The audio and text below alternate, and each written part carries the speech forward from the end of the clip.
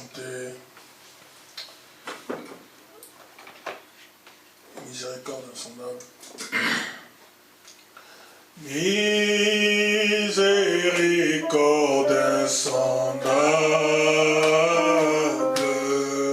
ô Dieu petit, tout pardonne, oui pardonner, oh âme, ce vrai si grand coupable, et mes péchés oubliés. Jésus,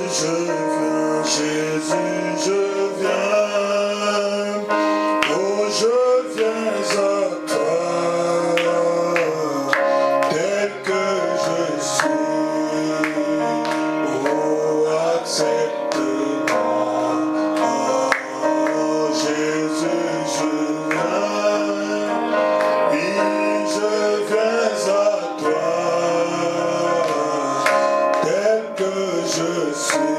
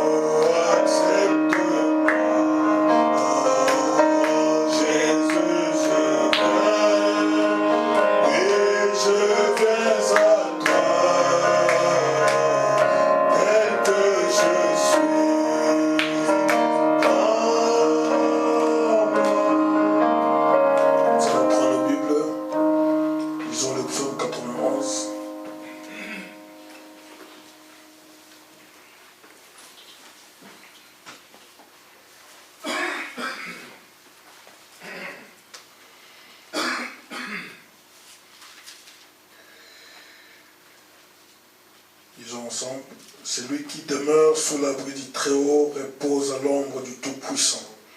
Je dis à l'Éternel, mon refuge et ma forteresse, mon Dieu en qui je me confie, car c'est lui qui te délivre du filet des oiseleurs, de la peste et de ses ravages. Il te couvrira de ses plumes, et tu trouveras un refuge sous ses ailes. Sa fidélité est un bouclier et une cuirasse. Tu ne craindras ni les terreurs de la nuit, ni la flèche qui vole de jour, ni la peste qui marche dans les ténèbres, ni la contagion qui frappe en plein midi. Que 1000 tombent à ton côté et 10 000 à ta droite, tu ne seras pas atteint. De tes yeux seulement tu regarderas et tu verras la rétribution des méchants. Car tu es mon refuge, ô Éternel, tu fais du Très-Haut ta retraite. Aucun malheur ne t'arrivera, aucun fléau n'approchera de ta tente, car il ordonnera à ses anges de te garder dans toutes tes voies. Ils te porteront sur les mains, de peur que ton pied ne heurte contre une pierre. Tu marcheras sur les lions et sur l'aspic. Tu fouleras les lionceaux et les dragons. Puisqu'il m'aime, je le délivrerai. Je le protégerai puisqu'il connaît mon nom. Il m'invoquera et je lui répondrai. Je serai avec lui dans la détresse. Je le délivrerai, je le glorifierai. Je le rassasierai de longs jours. Je lui ferai voir mon salut. Amen. Oh Jésus, à toi je cède. Oh, je veux être libéré. Oh, libéré, oui, de tout péché qui m'obsède. Oh,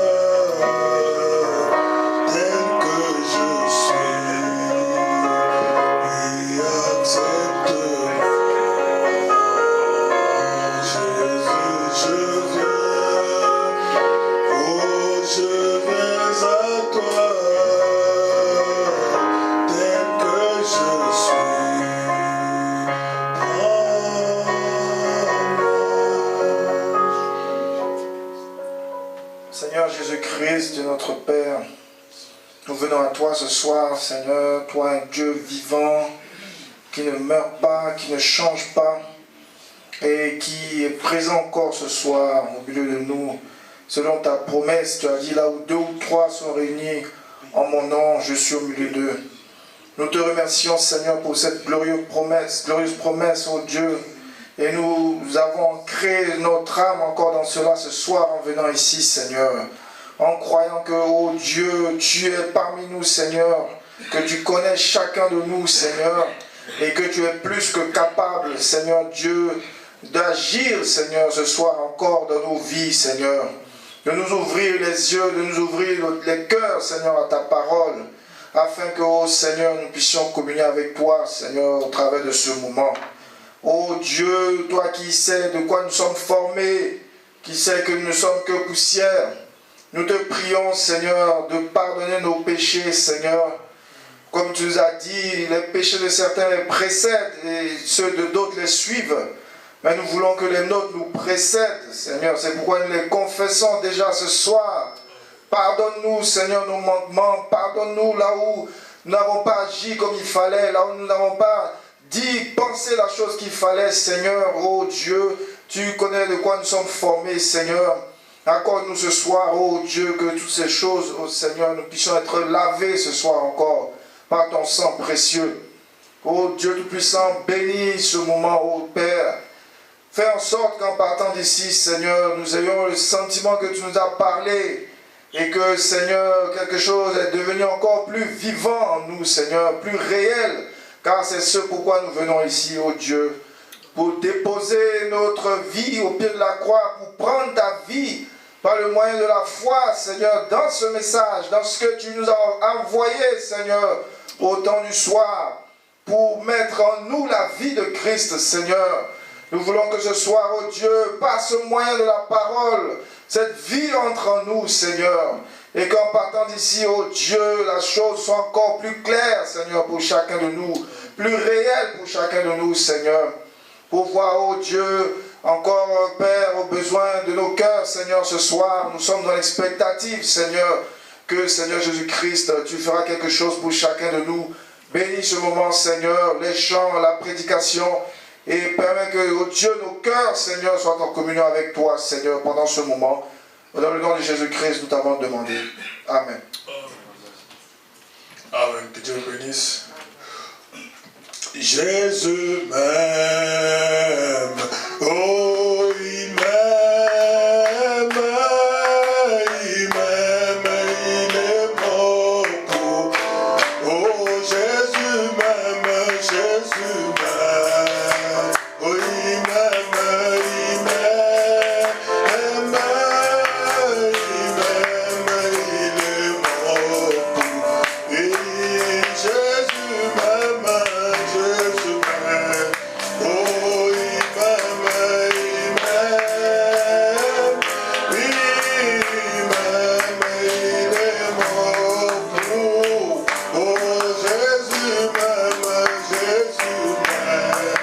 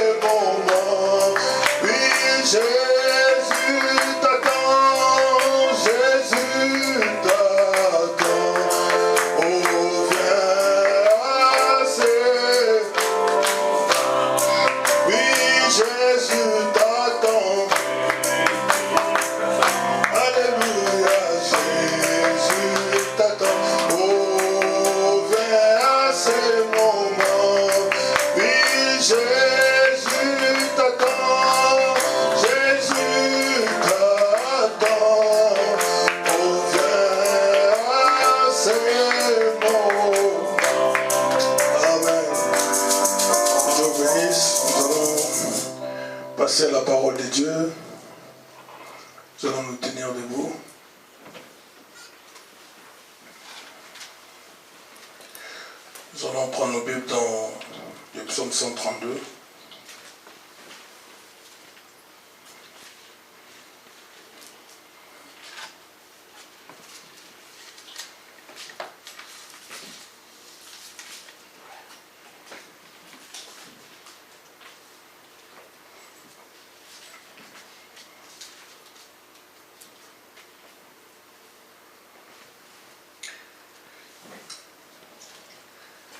Psaume 132.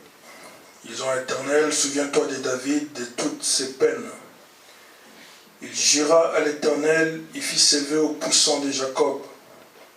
Je n'entrerai pas dans la tente où j'habite, je ne monterai pas sur le lit où je repose, je ne donnerai ni sommeil à mes yeux, ni assoupissement à mes paupières, jusqu'à ce que j'aie trouvé un lieu pour l'Éternel, une demeure pour le puissant de Jacob. Voici, nous attendîmes parler d'Ephrata. Nous la trouvâmes dans le champ d'Ajar. Allons à sa demeure, prosternons-nous devant son marchepied. Lève-toi, Éternel, viens à ton lieu de repos, toi et l'arche de ta majesté. Que tes sacrificateurs soient revêtus de justice et que tes fidèles poussent des cris de joie. À cause de David, ton serviteur, ne repousse pas ton oint. L'Éternel a juré la vérité à David, il n'en reviendra pas. Je mettrai sur ton trône un fruit de tes entrailles. Si tes fils observent mon alliance et mes préceptes, je leur enseignerai, que je leur enseigne, leurs fils aussi pour toujours seront assis sur ton trône. Oui, l'Éternel a choisi Sion, il a désiré pour sa demeure. C'est mon lieu de repos à toujours, j'y habiterai car je le désirais. Je bénirai sa nourriture, je rassasierai de pain ses indigents, je revêtirai de salut ses sacrificateurs et ses fidèles pousseront des cris de joie. Là j'élèverai la puissance de David, je préparerai une lampe à mon oint, je revêtirai de honte ses ennemis et sur lui brillera sa couronne. Que Dieu bénisse la lecture de sa parole. Nous allons prier. Seigneur, nous voici arrivés au moment le plus important. Ô Dieu, où toi tu nous parles à travers des lèvres humaines, Seigneur. Père, nous voulons nous mettre de côté pour que toi, notre Créateur, tu puisses nourrir nos âmes de ta manne cachée. Seigneur Jésus, c'est ta parole qui nous sauve, c'est ta parole qui guérit, c'est ta parole qui est le convoi de l'Esprit. Ainsi permets que ce soir, Seigneur, ta parole puisse accomplir toutes ces choses. Nous abandonnons entre tes mains, nous nous remettons à toi, au nom de Jésus-Christ. Amen. Amen. Ce soir, nous voulons partager ensemble ces sujets que je vais nommer nos ambitions.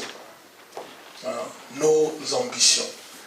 Nous sommes arrivés à la fin de l'année et bientôt, d'ici dimanche, nous allons commencer une nouvelle année. Et chaque entité, chaque société donc, fait un inventaire à la fin de l'année, il fait ce qu'on appelle un bilan, pour savoir cette année, qu'est-ce qui a été fait, j'ai gagné ou j'ai perdu, les décisions que j'avais prises au début de l'année, quel est le fruit que cela a apporté, et quels sont les nouveaux objectifs que je dois me fixer pour l'année prochaine. Et je pense que chaque personne, chaque homme, chaque femme aussi, chaque famille doit se fixer ces genres d'objectifs. Quand je commence l'année ou l'année prochaine, je dois faire ci, je dois faire ça, je dois faire ci. Et cela est poussé par quelque chose qu'on appelle des ambitions. Parce qu'on veut atteindre quelque chose. On a un but, on a des objectifs à atteindre. Et une ambition, c'est un désir ardent d'arriver à faire quelque chose. Donc quelque chose qui brille dans le cœur pour atteindre un objectif. Et nous venons de lire ici dans le psaume 132, la Bible qui parle de David. David qui avait une ambition. David avait quelque chose dans son cœur qu'il voulait absolument réaliser. Et quand on lit le psaume au verset 2, il dit, il jura à l'Éternel. Il fit un vœu au puissant de Jacob. Je n'entrerai pas dans la tente où j'habite, je ne monterai pas sur les lits où je repose, je ne donnerai ni sommeil à mes yeux, ni assoupissement à mes paupières, jusqu'à ce que j'aie trouvé un lieu pour l'Éternel. David avait une ambition élevée, celle de voir l'arche de l'Éternel dans un lieu qui est dédié à cela, celle de voir une demeure pour son Dieu. Et il dit que je ne veux pas dormir sur mon lit jusqu'à ce que l'arche de l'Éternel soit en ce lieu. Il dit l'arche qui de tente à tente, mais il faut que je construise une demeure pour l'arche de mon Dieu. David avait des ambitions élevées. Et Frère Branham nous dit qu'en tant que chrétiens, nous devons avoir des ambitions élevées. Amen. En tant qu'Église, nous avons commencé l'année, nous avons avancé, nous sommes maintenant à la fin. C'est le moment pour nous aussi de réfléchir, de voir qu'est-ce que nous avons fait. Quel est l'objectif que j'ai atteint, où j'en suis avec Christ. Amen. Parce que l'Église, ce n'est pas simplement un lieu de rassemblement où on vient, on part. Mais nous sommes ici pour nous préparer à rencontrer Christ. Amen. Nous sommes ici pour aller quelque part. Alors je dois savoir où j'en suis. Quel niveau, ou quel état, dans quel état j'étais et dans quel état je suis maintenant. Et savoir que l'état dans lequel je serai dépend de mes ambitions, dépend des objectifs que je me suis fixés pour Dieu. Amen. Et nous voyons ici, David avait un objectif élevé. Et Frère Branham nous dit dans l'aigle dans son nid, il dit au paragraphe 32, il dit, ô frère, un jour le Seigneur va venir. Les grands aigles du ciel et uniquement ceux qui sont aimantés par la puissance du Saint-Esprit vont monter. Des credos, des dénominations, des copeaux d'aluminium, des gens aux pensées superficielles et aux petites ambitions clouées au sol. Je pense que l'Église de Dieu devrait avoir des pensées les plus élevées. Amen. L'Église de Christ devrait avoir des pensées les plus élevées. Et Frère Branham, en fait, juste avant, il parle, parce qu'il est parti dans une société et à la fin de la journée, il y a une machine qui est passée et tout ce qui était aimanté a sauté et est allé se coller à cette machine. Et la personne expliquait à Frère Branham que cette machine était montée et tout ce qui était du métal allait vers la machine. Et tout ce qui n'était pas restait au sol. Et Frère Branham dit, si les gens aux pensées superficielles et aux petites ambitions, ils vont rester cloués au sol. Amen. En tant que chrétien, si j'ai des pensées superficielles, tout ce à quoi je pense, c'est des choses terrestres. Comment je vais acheter une nouvelle voiture? Comment je vais améliorer ma situation ici sur terre? Comment je vais avoir un nouveau travail? Tout ça c'est bien, mais c'est des petites ambitions. L'Église est appelée à monter plus haut, aller dans des ambitions les plus élevées. Amen. Avoir les pensées élevées. Amen. Des pensées pour Christ. Et Frère Branham dit, je pense que l'Église de Dieu devrait avoir les pensées les plus élevées. Amen. Que les chrétiens devraient avoir les plus grandes ambitions qu'il y a au monde. Courir vers le but de la vocation céleste en Christ, certainement. Amen. Voilà c'est à quoi nous, en tant que chrétiens, nous sommes appelés à avoir des ambitions les plus élevées. Courir vers la vocation céleste. Savoir que non, moi ici, je suis un chrétien. Et un chrétien, ça veut dire que j'appartiens au corps de Christ. Ça veut dire que Dieu m'a suscité à dessein. Dieu m'a appelé dans un but précis. Celui d'exprimer ce qu'il est. En tant qu'Église, je dois exprimer Jésus-Christ en ces temps de la fin. Alors je dois avoir des ambitions élevées. Qu'est-ce que je dois faire? Comment je dois arriver à cet objectif? Amen. Et jour après jour, année après année, je dois faire un bilan où j'en suis.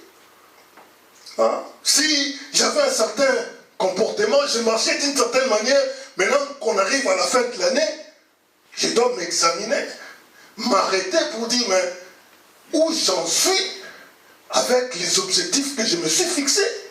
Amen. Amen. Parce que Dieu nous appelle quelque part. Dieu nous appelle à quelque chose. Amen. Dieu a fondé son église pour que son église ait des grandes ambitions. Frère Branham dit dans La foi, c'est notre victoire. Il dit, par exemple, certaines femmes voient paraître à la télévision une certaine dame habillée d'une certaine manière. Eh bien, leur ambition, c'est de s'habiller, d'agir de la même manière. Hein? Voilà ce qui se passe dans le monde. Je vois une certaine dame s'habiller comme ça. Je vois un certain sac sur les réseaux sociaux. Je vois les dames maintenant s'habiller, mettre un certain genre de chaussures. Et mon ambition, moi, c'est d'arriver à ça. Hein? C'est tout ce que les gens ont maintenant en tête. Hein? Il semble que la limite de l'ambition américaine, c'est avoir un nouveau travail, avoir une augmentation de salaire, avoir une télévision ou une nouvelle voiture. Voilà l'ambition. Hein? Ici, il parle de l'ambition américaine, mais c'est l'ambition française aussi. C'est l'ambition que chacun de nous ici, beaucoup d'entre nous avons. Avoir une nouvelle voiture. L'année prochaine, je vais avoir une nouvelle voiture. L'année prochaine, je dois faire ceci. Je dois avoir un nouveau salaire. Hein? Et les gens se limitent à ça. Leur pensée est limitée simplement à ça. Hein? Frère Madame dit, laissez-moi dire ceci. Ces choses peuvent être très bien, mais il y a dans la vie humaine des ambitions plus élevées que ces choses-là. Amen. Et les chrétiens doivent s'affectionner aux ambitions plus élevées. Amen. Les chrétiens doivent aimer les choses plus élevées. Les chrétiens doivent s'affectionner. C'est-à-dire que ça doit être quelque chose qu'ils aiment tellement dans leur cœur que toute leur ambition, c'est d'atteindre cet objectif. Si Dieu a dit qu'il aura une église en ces temps de la fin, le chrétien doit viser cela. Il doit viser cet objectif. Seigneur, est-ce que je suis cette église dont tu as parlé dans la Bible? Amen.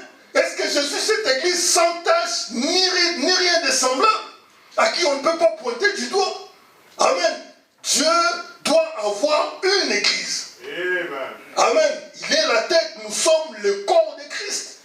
Il a dit, je suis le cep, vous êtes, je suis le cep, vous êtes les sarments, c'est les sarments qui portent les fruits. C'est l'église de Christ qui manifeste les œuvres de Christ. Amen. Et chaque chrétien doit avoir cette ambition-là, les ambitions les plus élevées. Amen. Frère Branham dit, je pense qu'il nous serait avantageux à nous tous de nous asseoir, de nous demander d'abord pourquoi nous sommes ici. Hein? Parfois nous courons, on court. On fait ceci, on fait cela, on va à l'église, on rentre à la maison et la vie continue. Mais le temps passe. Plus, Frère Branham dit, plus nos cœurs battent, plus nous nous approchons de la mort ou nous nous approchons de l'enlèvement. Alors, il dit ici qu'il faut que nous puissions nous asseoir. Nous demander d'abord pourquoi nous sommes ici. Pourquoi je suis assis en tabernacle? Pourquoi je suis assis ici? Et quel est cet être qui a été assez aimable pour nous amener ici? Nous devons considérer cela, lui demander ce qu'il voudrait que nous puissions faire. Amen. Le but que nous sommes venus accomplir, ce qu'il a envisagé pour moi. Amen. Mais il semble que nous désirons juste suivre le monde. Amen. Nous devons nous asseoir. Je m'assois, Seigneur, pourquoi tu m'as placé ici dans ce monde?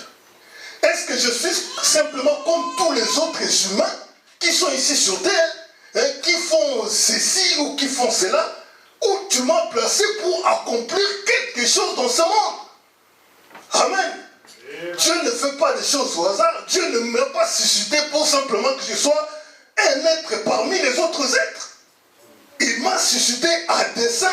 Alors je dois savoir, Seigneur, pourquoi je suis ici. Qu'est-ce que je fais ici? Amen. Amen. L'église de Christ, c'est le corps de Christ. Et frère Branham, la Bible nous dit que le corps est composé de plusieurs membres. Et chaque membre de ce corps a un rôle à jouer. Dieu n'a pas placé quelque chose dans ce corps ici qui ne sert à rien. Chaque membre, chaque petite portion de ce corps a un rôle à jouer pour le bon fonctionnement du corps de Christ. Et Dieu ne m'a pas placé dans son corps simplement pour que je sois un oisif, pour que je sois là simplement comme, je ne sais pas, pour ne rien faire. Il y a quelque chose pour lequel Dieu m'a placé ici. Alors je dois savoir, Seigneur, pourquoi je suis ici. Qu'est-ce que je fais ici? Amen. Frère Branham dit ceci. Dieu veut nous modeler et faire de nous ce qu'il veut que nous soyons.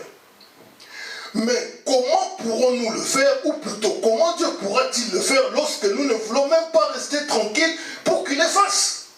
Nous voulons être maîtres de nous-mêmes. Nous voulons penser à notre propre manière. Et beaucoup de gens dans l'église s'y joignent et inscrivent leur nom dans le registre sans même considérer ce que cette église croit, ou sans examiner sérieusement cette église. Comment ils prêchent la parole de Dieu, s'ils soutiennent ou pas la pleine évangile, ou s'ils prennent justement une portion et ajoutent un credo flottant, se laissant aller et sans jamais pouvoir réaliser quelque chose. Amen. Nous devons savoir, je veux être modelé par Christ. Je dois me laisser être façonné par lui pour que lui-même accomplisse son propre dessein. Amen. Si nous lisons, prenons notre Bible dans Timothée chapitre 2, 2 Timothée chapitre 1, pardon.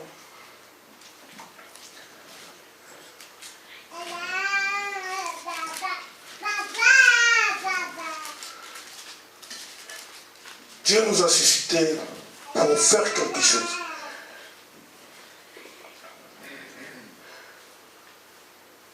Au verset 7, verset 8. Paul dit, n'ayez donc pas honte de témoigner, n'ayez pas honte du témoignage à rendre à notre Seigneur, ni de moi, son prisonnier, mais souffre avec moi. Souffre avec moi pour l'évangile. Par la puissance de Dieu qui nous a sauvés et qui nous a dressé une sainte convocation. Non à cause de nos œuvres, mais selon son propre dessein. Et selon la grâce qui nous a été donnée en Jésus-Christ avant le temps éternel. Paul dit à Timothée ici, Dieu nous a adressé une sainte convocation. Il nous a appelés non à cause de nos œuvres, mais selon son propre dessein. Dieu a un dessein, un objectif, un plan à réaliser. Et il suscite, Paul, il suscite Timothée, et Paul rappelle ici à Timothée qu'il y a une sainte convocation qui nous a été adressée pour que nous puissions accomplir les desseins de Dieu. Amen. Amen. Chacun de nous ici est appelé à accomplir quelque chose, à faire quelque chose, à accomplir un plan que Dieu a tracé. Comme il dit ici, avant les temps éternels, avant la fondation du monde. Amen. Amen. Nous devons prendre conscience de cela. Frère Branham dit, il continue, il dit, il parle d'un homme ici qu'il a rencontré. Il a dit, c'est un clochard. Alors il demande à cet homme, pendant que l'homme est en train de manger, il lui dit, lui pose la question, d'où viens-tu? Et cet homme lui dit, de nulle part. Il pose la question, mais où vas-tu? Il dit, nulle part. Faut voir l'homme dit, mais depuis fais ça? Depuis combien de temps tu es dans cette situation-là, dans cette condition-là? La personne dit depuis 20 ans. Juste là où repose mon chapeau, c'est là où je dors aussi. Il faut vraiment me dire ceci. Il dit, oh, une vingtaine d'années, ou plus, sans aucune ambition pour améliorer sa condition. Amen. Voilà un homme qui passe 20 ans de sa vie à tournoyer avec aucune ambition. Ici, nous sommes dans l'église du Dieu vivant. J'ai cru le message et maintenant, tu as cru le message. Tu étais dans quel état? Ça fait combien de temps tu es dans le message et où tu en es avec Christ? Amen. Posons-nous la question. Où est-ce que j'en suis, moi, après toutes ces années dans le message, après avoir reçu la parole de Dieu? Est-ce que j'ai le Saint-Esprit? Est-ce que Dieu devient de plus en plus réel dans ma vie? Ou j'ai toujours les vieilles habitudes que j'avais depuis que j'ai reçu le message? Parce que le problème, ce n'est pas de dire j'ai 20 ans, j'ai 30 ans dans le message. Le problème, c'est où j'en suis avec Christ. Amen. Le message, ce n'est pas simplement un mouvement. Hein? Le message, c'est Dieu lui-même. Amen. Le message amène Christ dans l'être humain. C'est pour ça que Frère Branham a été envoyé. Alors, où j'en suis avec ça? Qu'est-ce que je fais? Frère Branham dit, eh bien, c'est juste là l'attitude des gens. Juste ce que j'appelle instable, vagabond. Les gens se joignent à des églises, c'est presque la même chose. J'ai souvent pensé au fait de flotter au bois flottant. Un bois qui flotte, s'accroche juste à toutes sortes de saletés. Voilà ce que nous sommes aujourd'hui. Voilà ce que la majorité des chrétiens sont. Je flotte, donc je suis ici, demain je suis dans telle église, après demain je vais dans telle église, donc flottant à tout vent. Et il faut vraiment dire, un bois qui flotte comme ça, il y a toutes sortes de saletés qui s'y accrochent. C'est ainsi que font les vagabonds dans l'église, ou n'importe où. Mais laissez que, là, il dit, comme le flot de la vie et beaucoup de bois flottants s'accrochant à chaque tas de saleté. Pourtant, le bateau avance. Lui aussi est fait du bois. Il dit, le bateau est fait du bois. Et les autres bois aussi sont flottants. Mais le bateau, il est fait, il y a quelqu'un qui l'a formé, il y a quelqu'un qui l'a fait. Et il y a quelqu'un qui le conduit. C'est aussi un bois, mais il n'est pas flottant. Hein? Donc c'est pourquoi il dit, laissez Christ entrer dans votre cœur. Vous façonnez à sa manière et vous donnez son Saint-Esprit. En ce moment-là, ce ne sera plus un bois flottant. En ce moment-là, ce sera maintenant Christ qui vit en moi. Et je suis maintenant quelque part. Je suis stable. Je sais où je vais. Je sais qui j'étais. Je sais qui je suis maintenant. Et je sais pourquoi Dieu m'a suscité. Je suis en route en train de faire le but pour lequel il m'a suscité dans ce monde. Amen. Amen.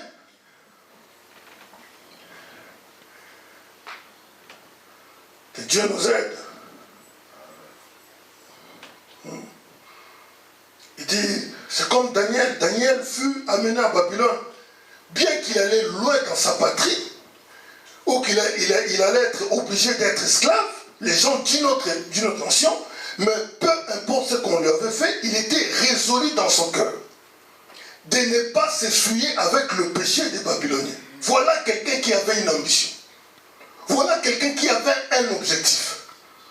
Je suis dans ma patrie, on m'emmène à Babylone, mais j'ai résolu dans mon cœur de ne pas s'essuyer avec les Babyloniens.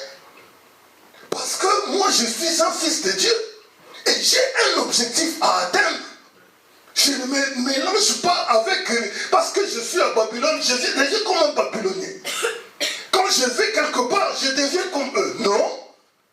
Moi, j'ai un objectif à atteindre. J'ai des ambitions dans ma vie. Pour me dire, oh, et si on avait des braves hommes, comme celui-là, qui seraient résolus dans leur cœur, si je suis un chrétien, je vais chercher chaque bénédiction divine qui m'appartient et la réclamer. Amen. Amen. Si la Bible enseigne que je peux recevoir le Saint-Esprit, je resterai à genoux jusqu'à ce que Dieu me donne le Saint-Esprit. Pas juste flotter. Amen. c'est que Dieu, je dois être né de nouveau. Je dois recevoir le Saint-Esprit. Et je sais qu'il y a une promesse qui dit, si méchants comme vous êtes, vous savez donner des bonnes choses à vos enfants, alors, autant plus forte raison, votre Père ne vous donnera-t-il pas le Saint-Esprit si vous le lui demandez? Donc le Saint-Esprit est une promesse. Alors si Dieu m'a promis le Saint-Esprit, je resterai là. Je reste à genoux, Seigneur, je vais avoir le Saint-Esprit. Ça doit être l'ambition de chaque chrétien. Je dois arriver au baptême du Saint-Esprit. Pas simplement être membre d'église. Le fait d'être membre d'église, ça ne sauve personne. Hein? Non, parce que j'étais membre de Sion, je vais aller au ciel. Non, ça ne passe pas. Hein? Il faut appliquer les signes. Il faut que le Saint-Esprit soit dans le cœur pour entrer au ciel. Amen. Alors, ça doit être une ambition. Ça doit être quelque chose dans le cœur. Je veux atteindre cela. Ce bonhomme dit, il y a quelque temps, je lisais l'histoire de la vie du vieil oncle Boudi. C'était un très grand homme. Un homme tendre, un homme de foi. Il a commencé à désirer ardemment le Saint-Esprit. Nous avons dit que l'ambition, c'est un désir ardent, un désir qui brûle. Alors le vieux Boudi, il était un homme bien, un homme de foi, mais il a commencé à désirer ardemment le Saint-Esprit. Car la Bible enseigne cela. Et il est dit qu'un jour, il cultivait le maïs, il a arrêté son vieux mulet. Et il est descendu dans le rangé de maïs, il a dit, oh Dieu, si tu ne me donnes pas les baptêmes du Saint-Esprit, tu viendras trouver mes eaux ici. Tu viendras trouver mes eaux étendues ici, si tu ne me donnes pas le Saint-Esprit. Pour me dire, c'est prendre une résolution dans le cœur. Et c'est vraiment se mettre au travail. Quand vous avez ce genre d'objectif dans votre cœur, Dieu va ouvrir les écluses des cieux. Amen. Quelque chose doit arriver. Amen. Vous devez vous mettre au travail avec Amen. Dieu. Avoir un objectif et de la reconnaissance par ce qui vous a sauvé. Amen. Amen. Nous devons nous mettre au travail. Ce n'est pas quelque chose, je viens à l'église, bon, moi je viens à l'église, je rentre. Non. Ça doit être une résolution. Ça doit être quelque chose qui brûle, un désir ardent. Et un désir ardent, c'est un désir. Donc, non, je dois arriver à ça. Je dois tout faire, je dois me mettre au travail. Non pas seulement dire, bon, le Saint-Esprit est une promesse, Dieu va me baptiser du Saint-Esprit. Non, non. Le vieux Bouddha dit, non, je suis un homme bien. Dans d'autres messages, même Frère Branham dit, c'était un homme qui servait Dieu. Mais ce n'est pas ça qui l'avait satisfait. C'était pas ça la finalité. Lui, pour lui, c'est que non, il faut que j'arrive au baptême du Saint-Esprit. Il faut dire, quand on arrive à ce point-là, c'est là que Dieu ouvre les écluses des cieux. Amen. Amen. Alors, il est temps pour nous de nous mettre au travail. Il est temps pour nous de désirer cela. Il dit, s'il existe un Dieu qui a construit l'arche et qui a laissé Noé flotter jusqu'au bout, il vit encore aujourd'hui. Quelque part dans une terre de païens où il séjournait, il toucha la main de Dieu. Et là, Dieu lui donna la révélation selon laquelle il existe une cité dont l'architecte et les constructeurs est Dieu. Donc on parle d'Abraham. Il dit qu'Abraham, il priait Dieu. Jusqu'à ce qu'il a touché la main de Dieu. Et cela a créé en lui une ambition. Cela a créé en lui un désir ardent de rechercher une cité. Cette cité dont l'architecte et les constructeurs, c'est Dieu. Alors, Abraham a pris ce clic et ce claque, il a dit, il faut que je trouve cette cité. Il faut que j'aille trouver. Non, je ferai tout ce qu'il faut pour que je trouve cette cité. Voilà quelqu'un qui était animé d'une ambition élevée. Amen. Il dit, Frère Branham dit que nous lisons, durant toute sa vie, Abraham était un pèlerin et un étranger au monde. En effet, sa seule ambition était de trouver cette cité dont l'architecte et le constructeur est Dieu. Amen. Amen. Il toucha quelque chose, il saisit Dieu et une foi en Dieu, ainsi il vit à l'avance la nouvelle Jérusalem. Il mit ses bagages au dos et devint errant. Pas juste un errant sans objectif, mais il avait foi qu'il y avait une cité dont l'architecte et le constructeur est Dieu. Amen. Une cité éternelle.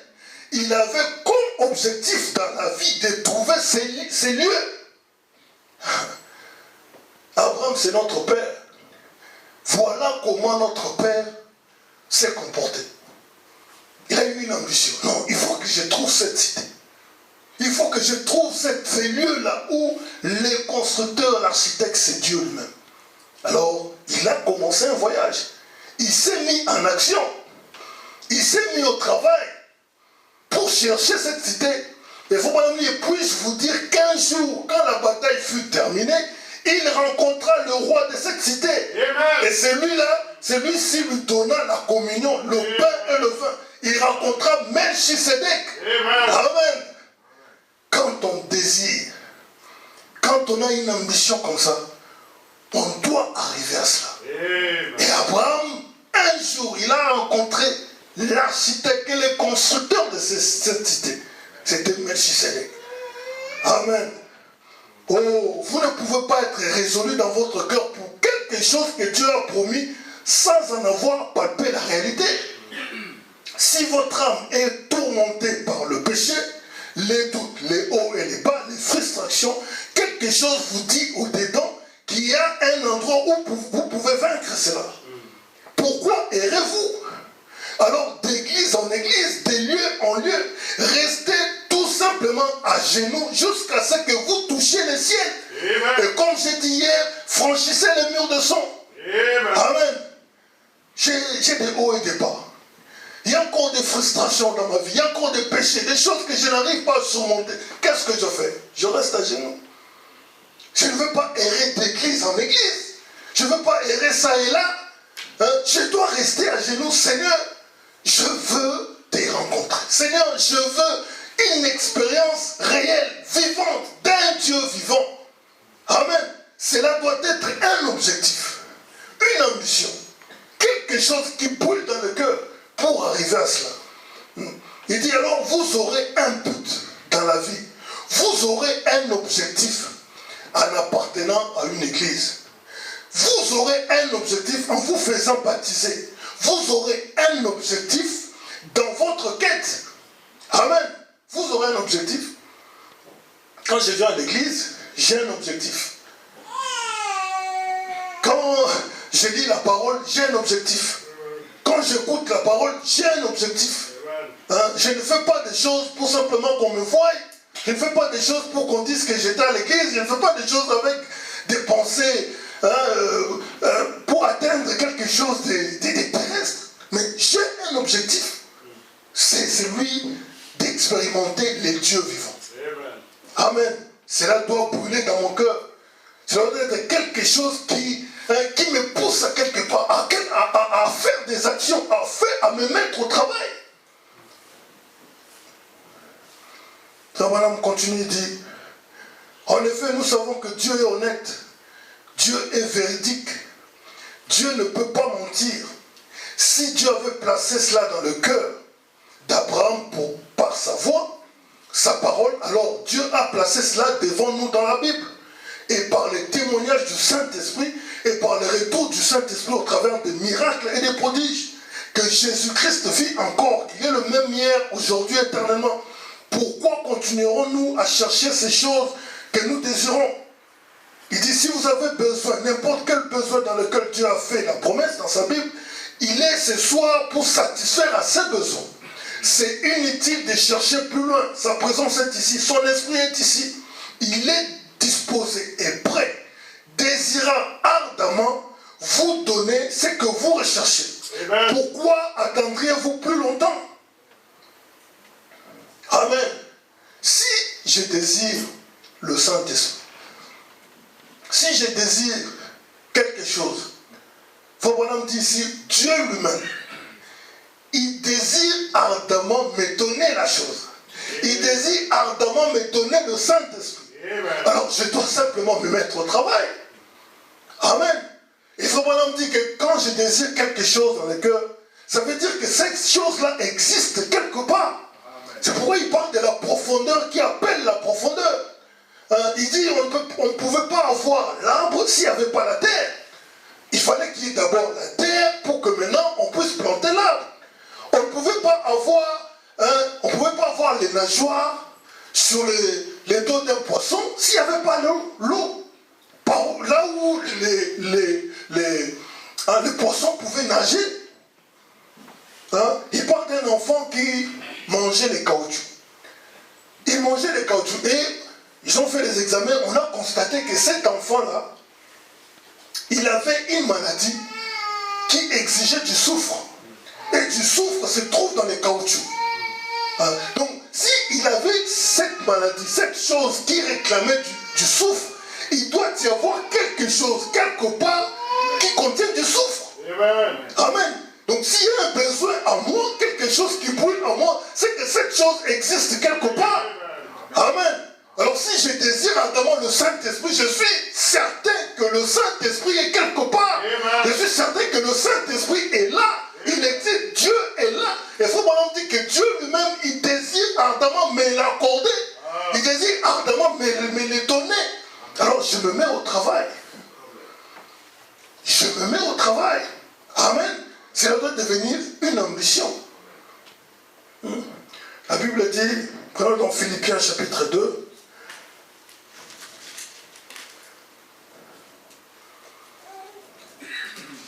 Verset 12. Ainsi, mes bien-aimés, comme vous avez toujours obéi, travaillez à votre salut avec crainte et tremblement. Non seulement comme en ma présence, mais bien plus encore maintenant que je suis absent. Car c'est Dieu qui produit en vous le vouloir et le faire, selon son bon plaisir. C'est Dieu qui produit en vous le vouloir et le faire. Si je sens dans mon cœur un désir ardent pour Christ, si je sens dans mon cœur un désir ardent pour faire quelque chose pour le royaume de Dieu, je sens dans mon cœur un désir ardent pour vivre une certaine vie, c'est que cette vie existe. C'est Dieu qui produit cela à l'intérieur de moi. Alors je dois me mettre au travail, comme la Bible dit ici.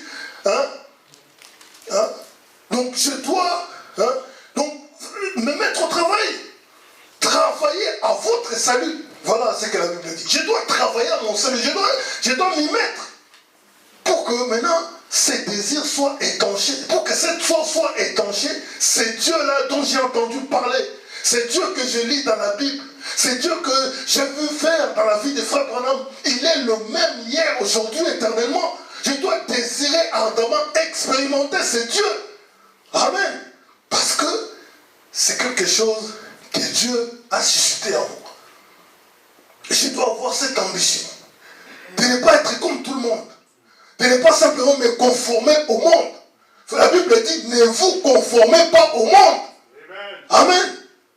Mais que je puisse m'affectionner aux choses d'en haut, m'affectionner aux choses célestes, à tout ce qui touche à Christ. Amen. Voilà, on dit dans le message dédicace, paragraphe 17, il dit, alors on attend le prophète, sachant que Dieu est avec David, dit, David, fais tout ce qui est à ton cœur, dans ton cœur.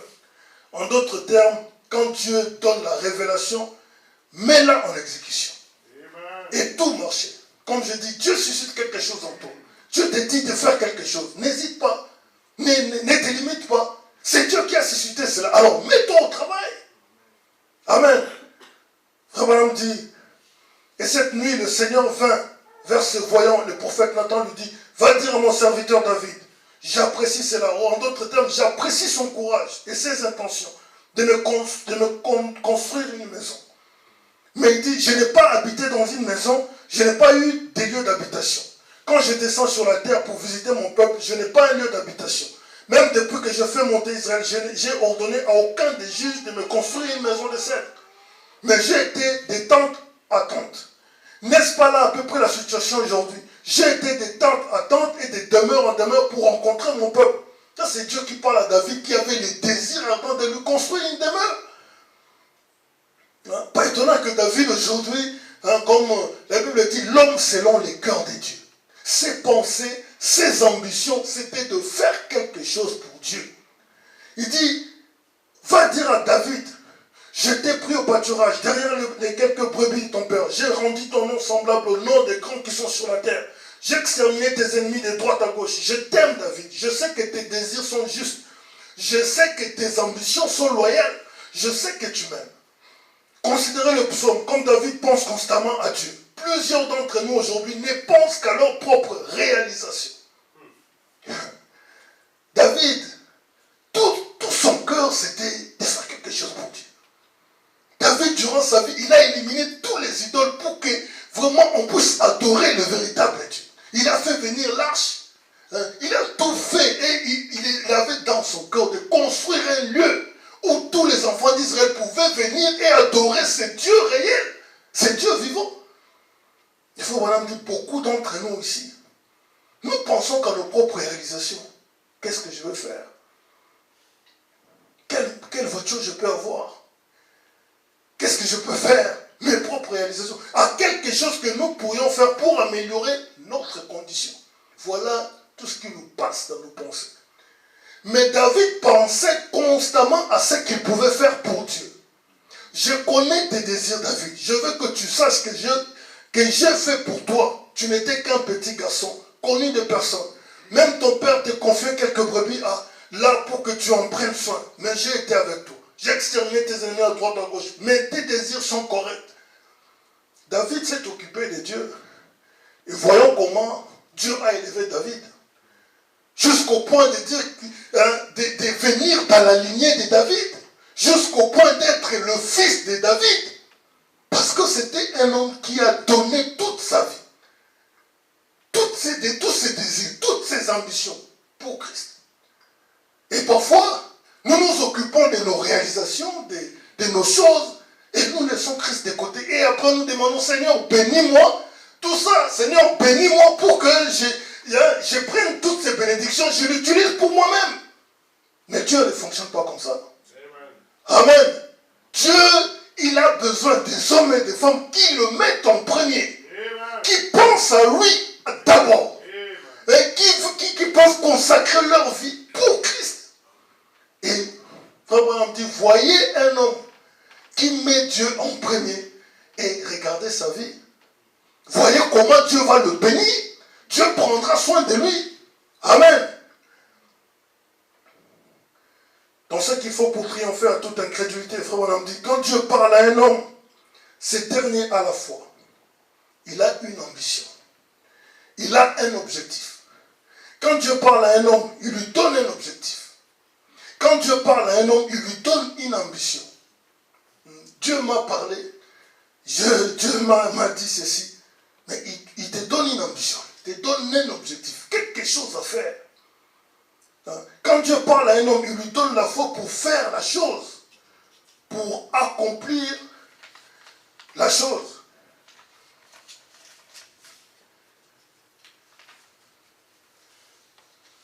Pour réaliser l'objectif de sa vie. C'est à quoi Dieu l'a appelé. Il nous a appelés à être dans l'église du Dieu vivant. Amen. Voilà, c'est à quoi Dieu nous appelle. Il dit, faisons-en l'objectif de notre vie. Veillez à ce que nous soyons l'église de Dieu. Chacun de nous, l'église, ce n'est pas ce bâtiment. L'église, c'est vous et moi. Voilà, nous exhorte, il dit, veillez à être l'église de Dieu. Quand je me comporte de cette manière, est-ce que je suis l'église de Dieu? Est-ce que l'église de Dieu peut se comporter comme ceci ou comme cela? Je dois veiller. Amen. Il dit, faisons-en l'objectif de notre vie. L'objectif de ma vie, c'est que je sois l'église de Dieu. L'église de Dieu, ça veut dire le corps de Christ. Si le monde veut voir Christ, il doit le voir à travers moi. Voilà ce que l'église de Dieu. Si le monde cherche un miracle, le monde cherche la puissance de Dieu, il va voir l'église de Dieu. Amen. Et l'église de Dieu, c'était cette église-là qui doit faire des plus grandes œuvres. C'est ça que Frère Branham dit. Amen. Ayant une ambition. Ne nous enseignons pas tout autour parce que les voisins veulent cela. Pourquoi nous soucions-nous? Si eux ne le font pas, faisons-le de toute façon. Aujourd'hui, l'influence est une chose vraiment qui détruit beaucoup de gens. Parce que le voisin il fait ceci, parce que les influenceurs ont dit ceci, parce que maintenant la tendance est comme cela, moi aussi je veux faire comme cela. Non! Dieu t'a suscité pour que tu sois l'église de Dieu. Amen. Si le reste de la nation veut sombrer, c'est leur affaire. Nous prenons position, il dit, il nous faut Dieu. Il nous faut accomplir quelque chose. Il nous faut avoir la foi. Il nous faut avoir une ambition. Chacun de nous ici doit avoir une ambition. Croyons au Seigneur Jésus-Christ. Tout est possible à celui qui croit. Amen. En vérité, je vous le dis, si vous dites à cette montagne, il dit, je crois cela de tout mon cœur. Il avait une ambition. Il n'y a jamais rien eu de pareil après cela. Il avait une ambition. Il parle de David. Il avait quelque chose à pouvoir, à poursuivre. Il avait la foi pour faire cela. Tous les jours de sa vie, il a servi Dieu pour délivrer ce peuple. Aussi longtemps qu'il menait sa vie, il n'était pas préoccupé de ces gens qui croupissaient là dans la souffrance. Hein? Aujourd'hui, on s'occupe de tout. Non, on pense à ceci, on pense à cela. Vraiment, le monde, vous voyez comment les gens se comportent. Ah là là, vraiment, on se plaint. Et toutes les choses, c'est bien. Mais Dieu t'appelle quelque part.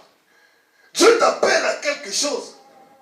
Que tu puisses avoir une ambition, celle d'être l'église de Dieu. Ne regarde pas ce que font les autres. Ils sont destinés à quelque chose. Chacun de nous doit accomplir un dessein. Il y avait Pharaon là-bas qui était destiné à refléter la gloire de Dieu. Et Dieu a endurci son cœur. Il était suscité à dessein. Amen. Même dans l'église, tout le monde n'est pas croyant. La Bible, Frère Branham parle de 3 sortes de croyants. Alors si quelqu'un vient, même s'il est frère de l'église, et il m'emmène dans des choses qui sont contraires à la parole, je ne fais pas. Je ne veux pas, je ne m'associe pas à lui. Moi, personnellement, je dois avoir une ambition pour Christ. Amen. Ce que fait l'autre, ça ne m'intéresse pas. Amen. Nous devons avoir cette ambition. Nous devons faire quelque chose. Dieu n'a pas une partie faible, une partie forte. Dieu n'a pas d'oisif dans son royaume. Dieu veut que chacun se mette au travail. Et Frère Branham parle d'Élisée. Quand Joram est allé voir Josaphat, et ils sont allés pour combattre les Moab. Et ils arrivent quelque part, les 3 rois, ils arrivent, et il n'y avait pas l'eau. Ils étaient assoiffés. Et maintenant, ils disent, Josaphat dit, mais est-ce qu'il n'y a pas un prophète par ici? Ils ont dit, il y a Élisée. Ils se sont approchés, ils ont dit, Élisée, nous avons soif, nous allons combattre les Moabites, mais on est là, on meurt de soif. Et Élisée leur a dit, allez faire des fosses dans la vallée. Et il n'y a pas de vent, il n'y a rien, mais vous allez voir de l'eau sortir de ces fosses. Donc vous allez dans la vallée, vous faites des fosses, vous faites des trous. Et l'eau va se remplir et vous allez boire. Ils avaient quelque chose à faire. Amen. Dieu les a impliqués à quelque chose. C'est comme quand Jésus s'est approché de la tombe de Lazare. Jésus avait la puissance de déplacer la pierre qui était sur la tombe de Lazare. Il avait toute la puissance de lever, mais il a dit, allez enlever la pierre.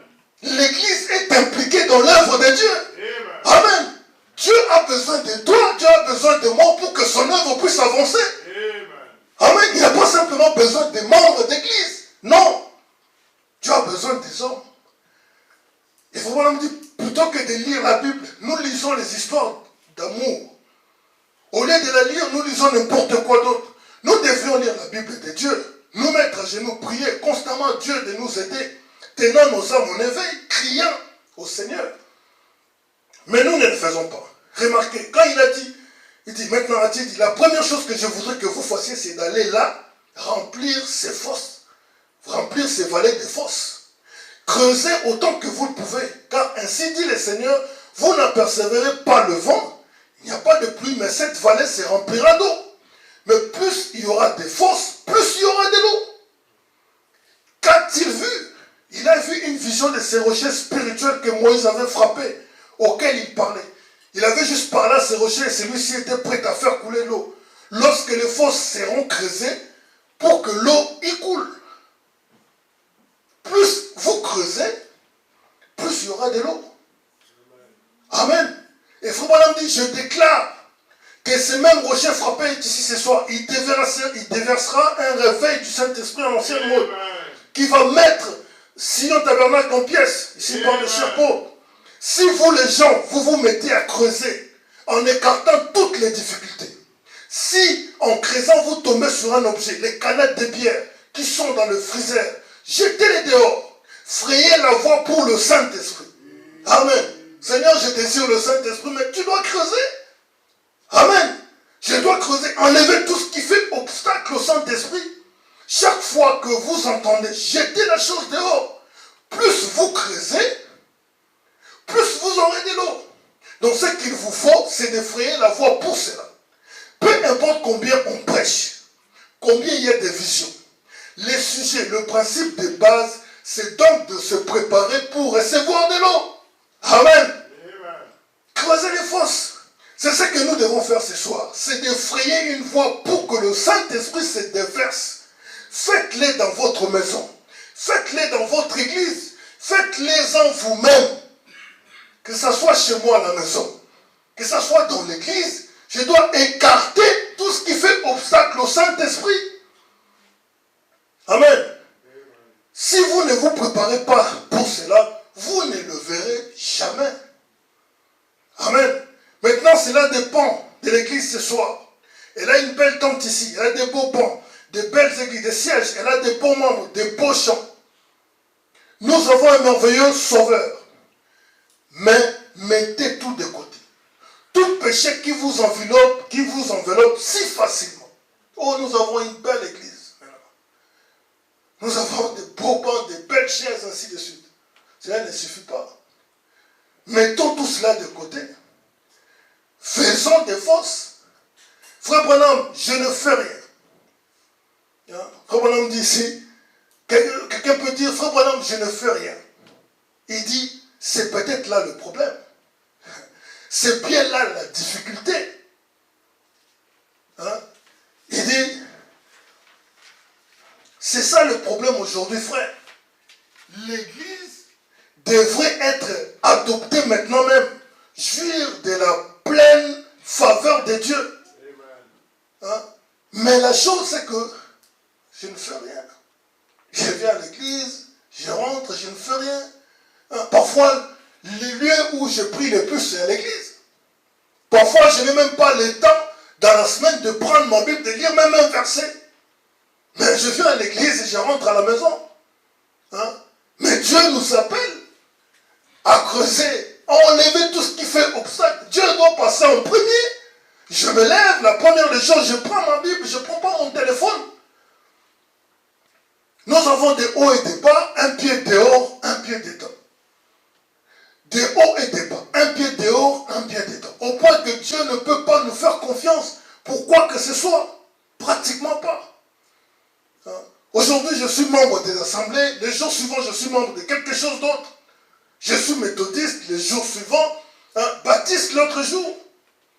Vous avez trimballé vos lettres d'adhésion d'une église à l'autre. Vous entrez dans un groupe. Je suis maintenant baptiste.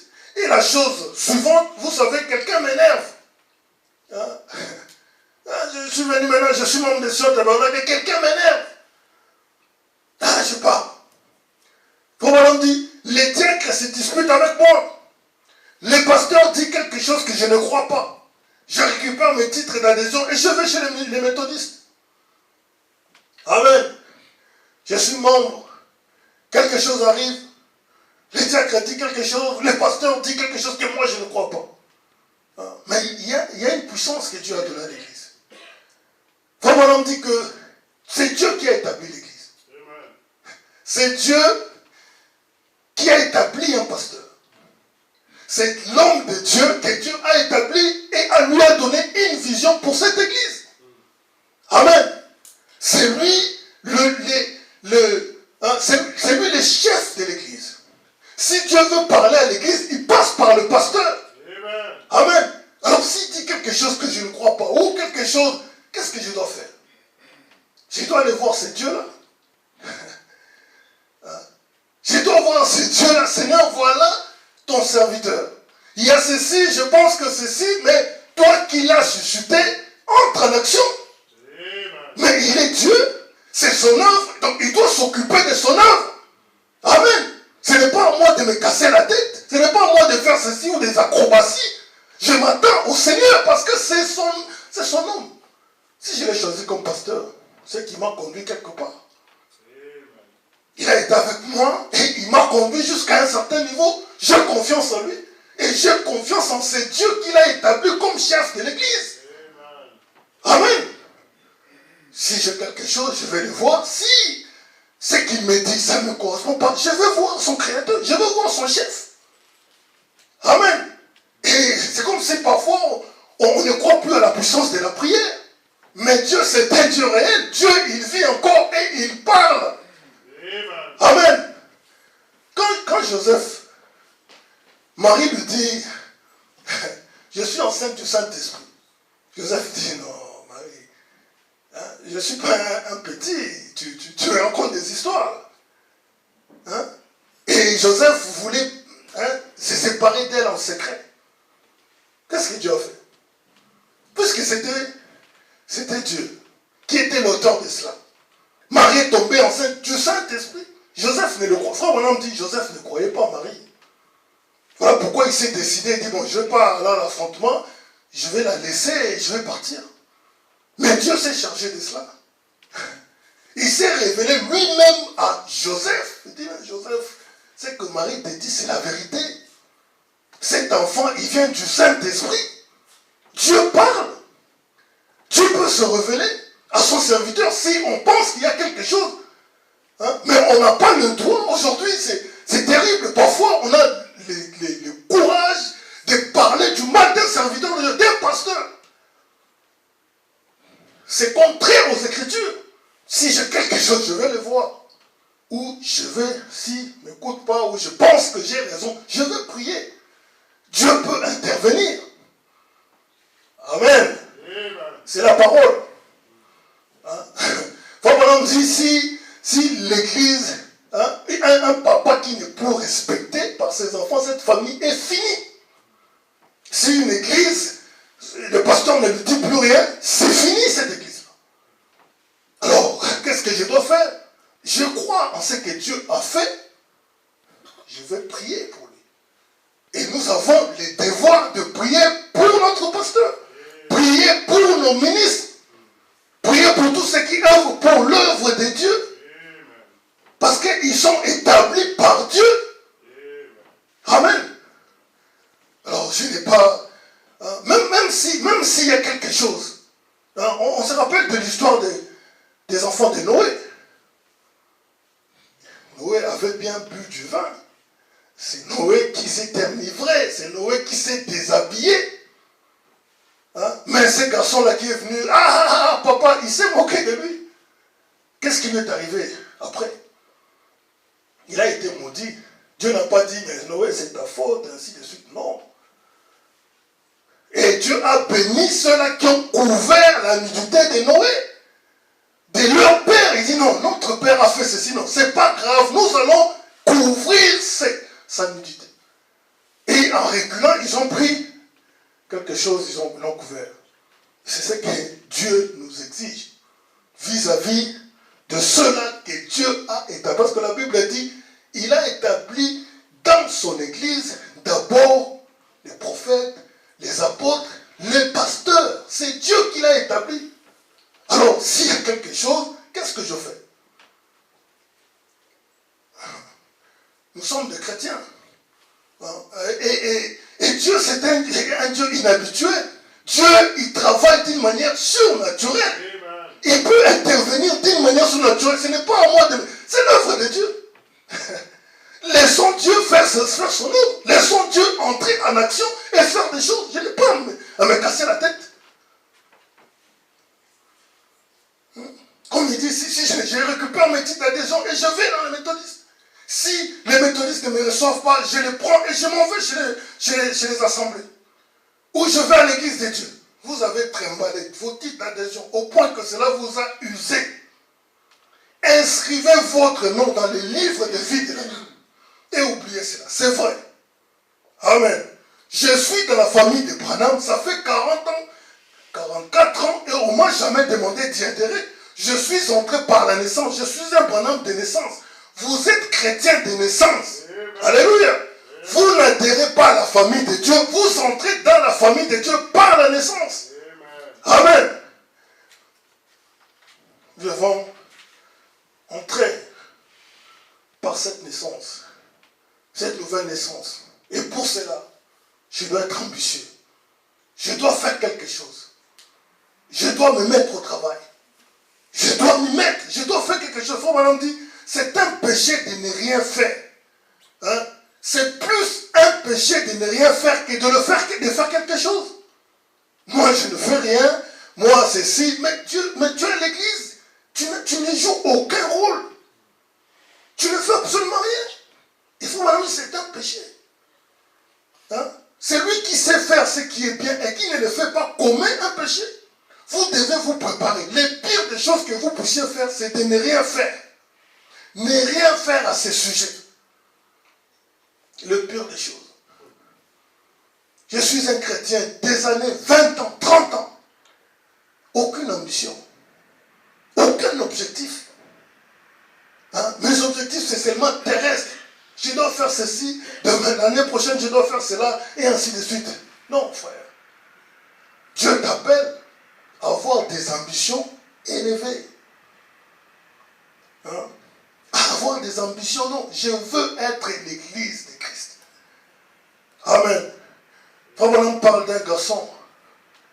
Il dit, ce garçon, pendant que la guerre entre le Nord et le Sud aux États-Unis, on l'avait mis comme garde. Il devait surveiller que les ennemis qui étaient de l'autre côté de la rivière ne puissent pas pénétrer leur territoire. Mais ce garçon-là, il était là, il surveillait, et à un moment donné, il est entré dans ses pensées. Il a commencé à penser à sa copine, et les pensées sont basées. Il a dit non, je vais aller accueillir une fleur pour ma chérie. Et juste au moment où il est parti pour cueillir la fleur, un espion est entré. Et l'espion a regardé, il a vu que non, l'armée là avait moins de soldats que leur armée. Et lui, il est parti, il a cueilli les fleurs et puis il est rentré. Mais il n'a pas su ce qui s'est passé après. Mais ce qui s'est passé, c'est que l'espion a tout découvert. Et après, quand il est rentré, ils sont venus attaquer. Il faut me dire que ce garçon est mort. Il dit, eh bien, quand les garçons rêveurs se posent des devoirs, ignorant ce qui s'est passé. Mais l'espion avait déjà été là. Qu'arrive-t-il? Les autres firent un assaut de l'autre côté de la rivière et ils les repoussèrent jusqu'à l'état. Ces garçons furent fusillés une heure plus tard. Non pas, on ne les reprochait pas le fait de cueillir des violettes. Il n'était pas question de ce qu'il avait fait. Il était question de ce qu'il avait manqué de faire. Il ne s'était pas tenu à son poste de devoir. Quand on parle de poste de devoir, ce n'est pas seulement le ministre, le diacre, ainsi de suite. Chacun de nous a quelque chose à faire dans le royaume de Dieu. Amen. Et pour ces postes-là, c'est pourquoi Dieu m'a suscité. J'ai quelque chose à faire. Et ce garçon-là a manqué à faire ce qui était son devoir. Et on lui reproche non pas ce qu'il a fait, mais ce qu'il a manqué de faire. Il n'avait pas gardé le poste comme il était censé le faire. Il a tout gâché. Et Frère Branham dit, Et la même responsabilité repose ce soir sur Life Tabernacle, donc sur Sion Tabernacle. Cette responsabilité repose sur chacun de nous ce soir et sur d'autres tabernacles. Dieu est ici, faisant un assaut. Il s'agit de ce que vous faites, mais parfois c'est ce que vous manquez de faire. Faisons quelque chose à ce sujet. Je dois faire quelque chose pour Dieu. Si je dois chanter pour Dieu, si je dois jouer pour Dieu, si je dois témoigner pour Dieu, si je dois faire quelque chose, je dois le faire. Si je dois apporter une contribution pour le royaume de Dieu, je dois le faire. Amen. Créons de tout notre cœur, afin que lorsque ce jour de jugement viendra, nous puissions dire, oh Dieu, je fais du mieux que je peux. Tu sais que je le fais. Amen. Lorsque nous savons ce que nous pouvons faire, c'est tout ce qui est attendu. Amen. Que Dieu nous appelle, que Dieu nous aide. Quand on dit quelqu'un qui a des ambitions, il est persévérant. Il a la foi. C'est un désir, il sait que ce désir-là doit être exaucé. Alors ce n'est pas quelqu'un qui va se laisser aller, mais c'est quelqu'un qui va persévérer. Il va persister. Il n'aura pas peur d'affronter les choses pour que son ambition puisse s'accomplir. David n'a pas regardé aux obstacles, il n'a pas regardé aux difficultés, il a continué, il dit, mais moi je dois atteindre cet objectif. Moi je dois atteindre ce but. Il faut que la maison de Dieu soit construite. Amen. Ce n'est pas, je commence quelque chose, j'ai un obstacle, j'ai une opposition, je lâche l'affaire. Ah bon, je laisse tomber. Non, non. Un chrétien n'est pas comme ça. Un chrétien, il tient bon. Un chrétien, il persévère. Si je sais que j'ai un objectif juste, j'ai une bonne ambition, et c'est pour le royaume de Dieu, alors je persévère. Je vais de l'avant. Je continue jusqu'à ce que cette ambition, cet objectif puisse être atteint. Amen. Persévérer dans la poursuite d'un but. Et chaque personne sur la terre, qui a vécu sur la terre, qui n'a jamais accompli quelque chose ou quelque chose dans sa vie, a dû être persévérante. Amen. Vous devez premièrement être certain, en sait en quoi vous êtes ancré. Frère, on parle de ce poème de Longfellow. Il faut que je puisse laisser les traces sur les empreintes de pas sur les sables du temps. Amen. Donc quand je veux finir ma vie, je ne veux pas que donc mon histoire soit passée comme ça. Ah bon, il y avait un certain, il venait à l'église et puis c'est fini. Non, non. Il faut que je laisse les traces. Il faut que quelqu'un qui est en difficulté, il voit, j'ai quelqu'un, un modèle que je dois suivre. Il y a un frère qui était vraiment fervent. Il y a vraiment, même dans les difficultés, il tenait bon. Il priait beaucoup, il lisait. Moi aussi, je veux faire comme lui. Je dois attirer quelqu'un plus proche de Christ. Amen. Dieu m'a donné un don, Dieu m'a donné un talent. Je dois le mettre au service de Christ. Amen. Pour que demain, si quelqu'un observe, quelqu'un, il cherche un modèle, il puisse se rapprocher de Christ en me voyant faire. Amen. Amen. Laissez les empreintes sur le sable du temps. Avoir des ambitions élevées. C'est ce à quoi Dieu nous appelle. Que Dieu vous bénisse. Amen. Nous allons nous lever.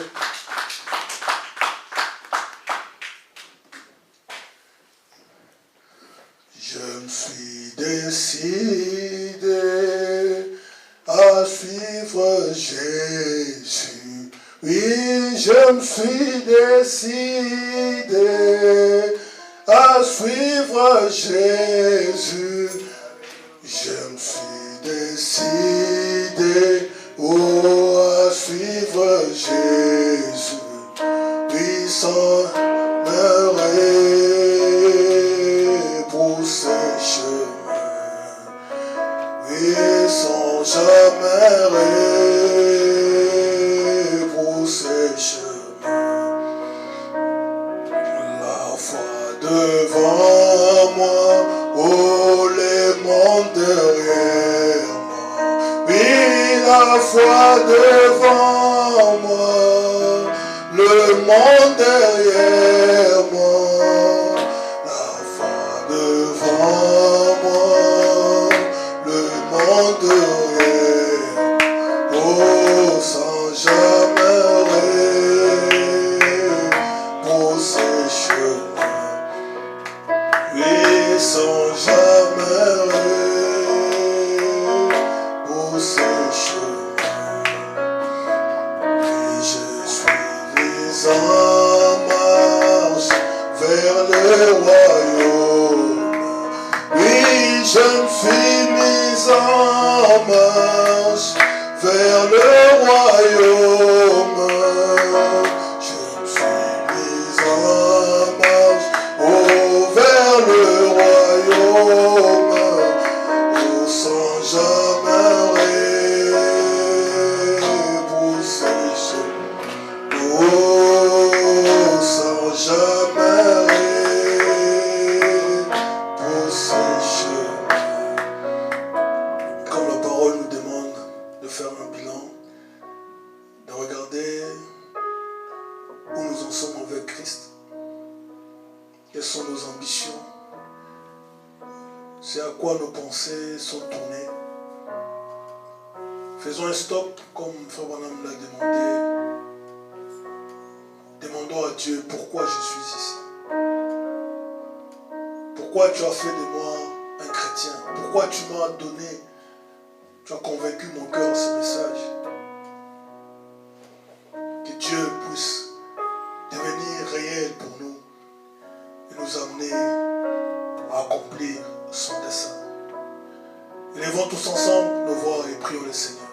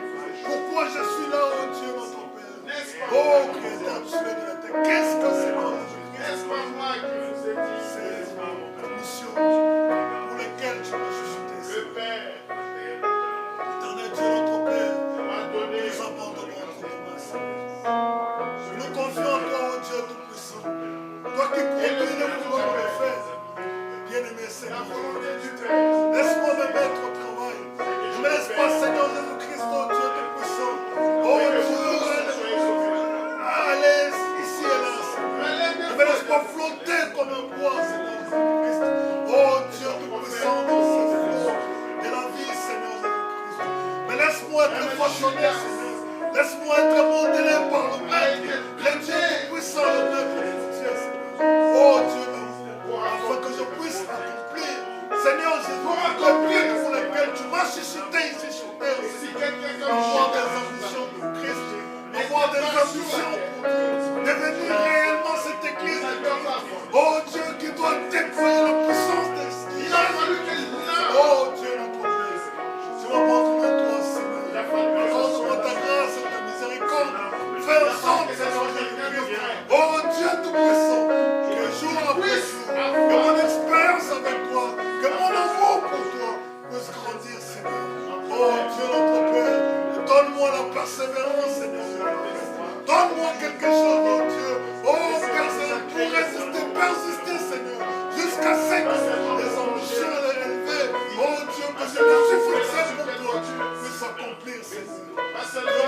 de la miséricorde. Fais-le, Seigneur Jésus. Accorde-nous ta grâce et ta miséricorde. Oh Dieu, quelle grâce est toi, Seigneur. Donne-nous ce pousser, oh Dieu, quand on veut atteindre notre objectif, on peut se faire des sacrifices à faire, Seigneur. Donne-moi le courage. Donne-moi le courage. Oh Seigneur Jésus-Christ. Refléter le Créateur du Seigneur. Refléter le Seigneur des Seigneurs. Tes desseins. Avoir le Fils et le Fils. L'objectif. Accorde-le, Père Céleste. Merci, Père Céleste, notre roi. Nous abandonnons tout. Merci pour l'inspiration que tu as accordée à ton Fils. Merci pour ce que tu as entendu du Christ. Laisse le faire avant la fondation du monde. Sans jamais sécher. Oh, sans jamais sécher. Allô, Devant moi, le monde réel. Moi devant moi, le monde réel.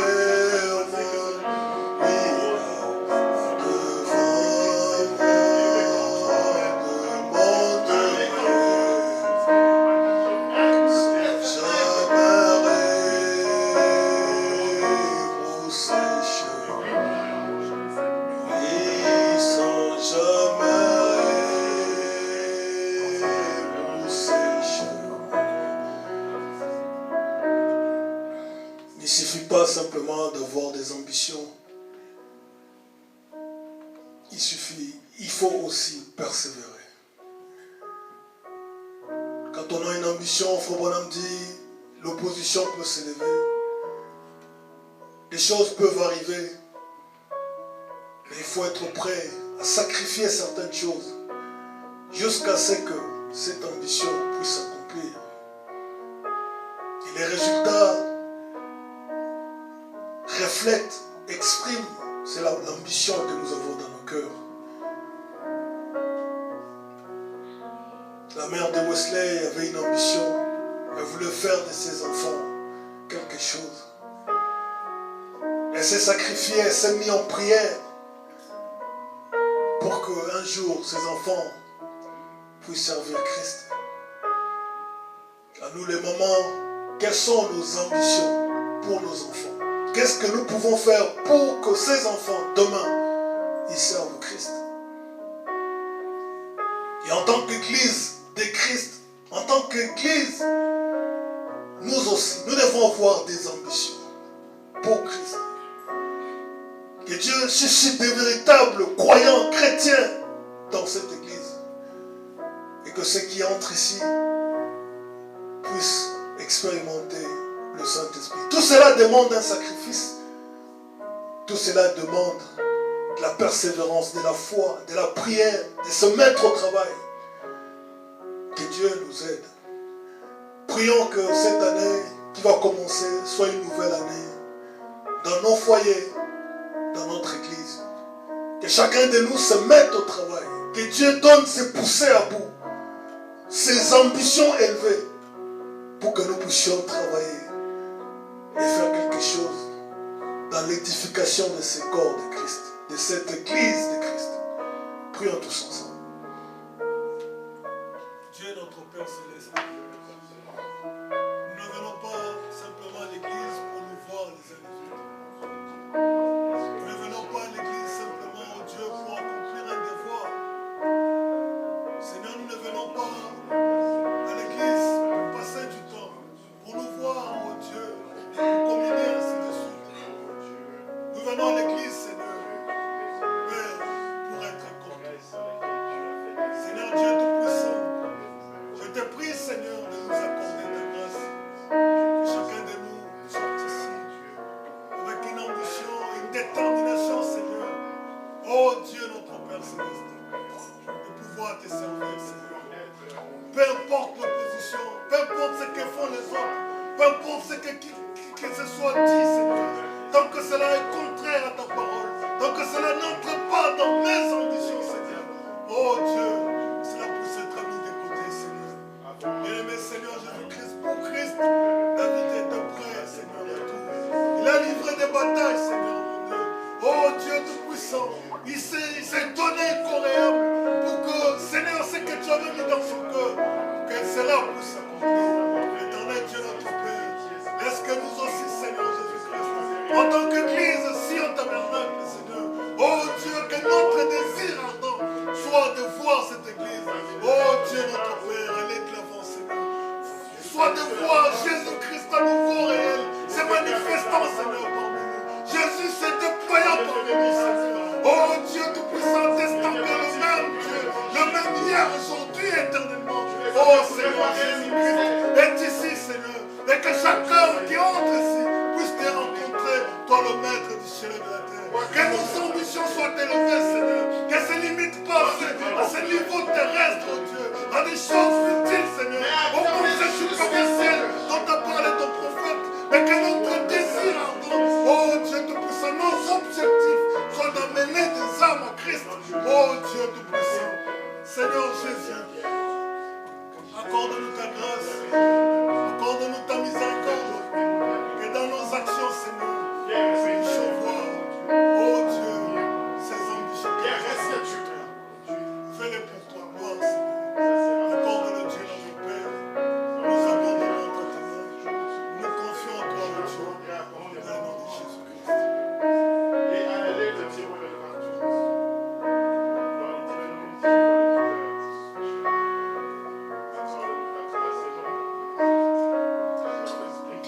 J'aimerais sur la haute du ciel, aux nouvelles hôtes. Chaque jour je gagne sur mon chemin, je prie toujours. Place-moi, Seigneur, au lieu plus. Oh, lève-moi, Seigneur, que je me tienne par la foi sur le plateau du ciel, la plus haute plaine jamais trouve. Place-moi, Seigneur, au lieu plus. Oh, lève-moi, Jésus, que je me tienne par la foi sur le plateau du ciel, la plus haute plaine jamais trouvée. Place-moi, Seigneur, au lieu plus haut. Mon cœur ne désire point rester au-dos de ce lèvres, le cœur s'abat, que certains restent, où ils abondent. Moi je prie et vise les lieux. Oh, lève-moi, Seigneur Jésus, que je me tienne par la foi sur le plateau du ciel, la plus haute plaine jamais trouvée. Et place-moi, Seigneur, au lieu. Oh, je veux atteindre les sommets et voir la gloire éclatante. Oh, avant de voir le ciel, je prie. Place-moi, Seigneur, au lieu. Oh, lève-moi, Jésus, que je me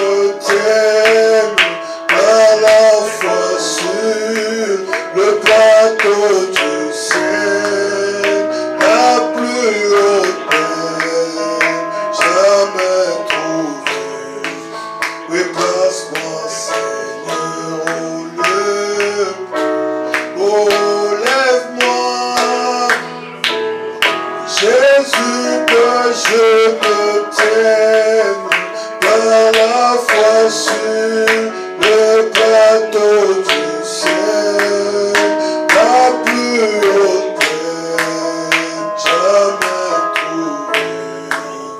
Passe-moi, Seigneur, au lieu, oh, mon cœur ne désire point rester, oh, doute se lève, le cœur s'abat, que certains restent, oh, les abordent, moi je prie et vise le coup, oh, lève-moi, Jésus, que je vis par la foi sur le plateau du ciel, la plus haute peine jamais trouvée. Vis, passe-moi, Seigneur, au lieu.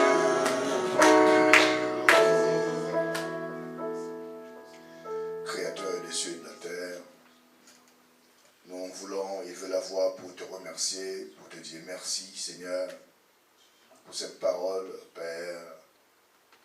Merci, Seigneur Jésus-Christ, de ce que nous avons trouvé grâce à tes yeux, afin de nous envoyer ce message ce soir qui nous porte à réfléchir sur nos voies, qui nous demande d'avoir des ambitions élevées. Laisse que de miséricorde nous puissions nous détourner de toute ambition et pensée basse. Que nous puissions, Dieu de miséricorde, nous tourner vers des ambitions élevées, Père. Laisse que tu puisses créer en nous la foi, la détermination et la persévérance dont nous avons besoin.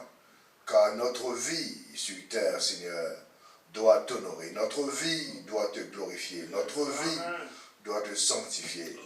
Seigneur éternel, il y a une marche qui est attendue pour ceux qui ont cru William Branham. Seigneur éternel, nous voulons marcher dans ce rythme-là, Père. Nous voulons que ta grâce vienne sur chacun d'entre nous ici présents. Les parents, ô Dieu, et chacun d'entre nous selon leurs responsabilités, afin de trouver la voie que nous devons suivre. Car nous voyons, oh, l'enlèvement est de plus en plus proche que jamais. Nous ne pouvons pas nous arrêter à faire à mener une vie d'église, Père. Nous voulons aller au-delà des quatre murs, au-delà des noms dénominationnels, Seigneur Jésus-Christ. Nous voulons entrer en Christ, poursuivre et être le tabernacle au travers duquel Christ peut œuvrer pour trouver des âmes, pour permettre que quelqu'un se rapproche davantage de toi, Père. Nous ne pouvons rien faire sans toi. Laisse que ta grâce nous vienne en aide. Merci de bénir le vase que tu as utilisé pour notre édification ce soir, Père. Amen. Bénis tout un chacun, que vraiment nous puissions prendre cette parole et marcher avec, à la louange de ta gloire, au nom de Jésus-Christ. Nous prions également pour la corbeille des dîmes et des offrandes, alors que cela va être récolté, à la louange de ta gloire, au nom de Jésus-Christ. Amen. Amen. Le temps est plein de transitions, oh, rien sur terre ne peut rester, oh, espérant de choses éternelles, alléluia, tiens les murs, le mal de Dieu. Mon frère,